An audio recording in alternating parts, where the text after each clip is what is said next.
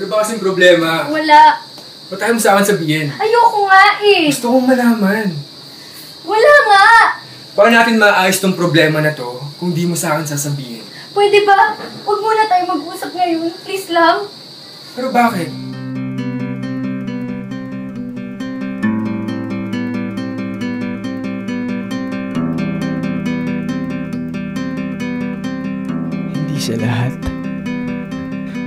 Hindi sa lahat ng pagkakataon makakaya kitang basahin.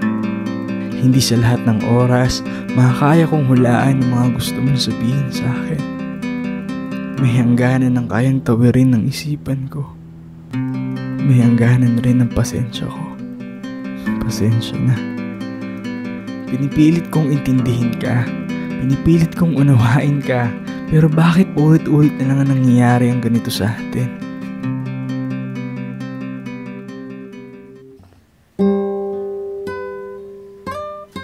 Ngayon masaya tayo. Ngayon may pagmamahal. Ngayon may tiwala. Ngayon may pagkalinga.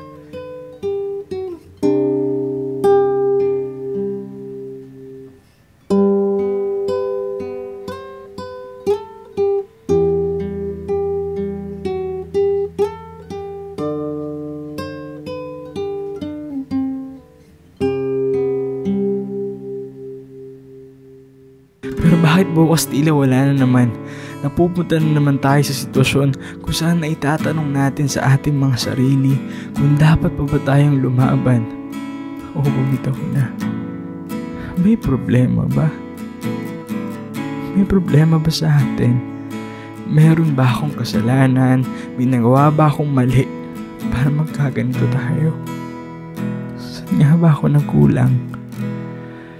Pero wala akong makuhang sagot sa mga katanungan ko. Tikom lagi ang bibig mo. Isa lang naman ang hiniling ko noon sa'yo, di ba? Hindi ko naman hiniling na agad-agad mahalin mo ulit ako. Isang beses lang akong humiling. Isang bagay lang ang gusto kong gawin mo para sa atin. Gusto ko lang magpakatotoo ka. Gusto ko lang malaman kung meron pa ba o wala na. Hanggang kailan ba tayo magpapakiramdaman? Hanggang kailan ba? Kapag bumitaw na ang isa sa atin, o hinihintay mo lang talagang bumitaw ako?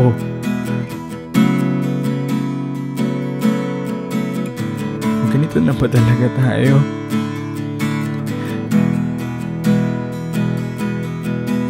Alam mo, may mga bagay rin akong gustong marinig. Marinig lalo na kung wala sa'yo.